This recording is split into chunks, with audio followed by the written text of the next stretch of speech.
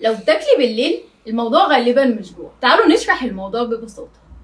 الجوع الحقيقي بيجي تدريجيا، زي انك تاكل اي حاجة قدامك، لكن اللي بيحصل بالليل دي بتكون رغبة مفاجئة، يعني جسمك بيطلب سكر او اي سناكس. ده اسمه اكل عاطفي. في علم السلوك في حاجة اسمها حلقة العادة، ودي عبارة عن محفز، سلوك، مكافأة. المحفز هو بيكون عبارة عن ضغط او ملل، السلوك هو الاكل، المكافأة هي الراحة. مخنا بيتعلم بسرعة جدا وبيكرر نفس العادة كل يوم، علشان كده بتلاقي نفسك واقف قدام التلاجة من غير أي تفكير.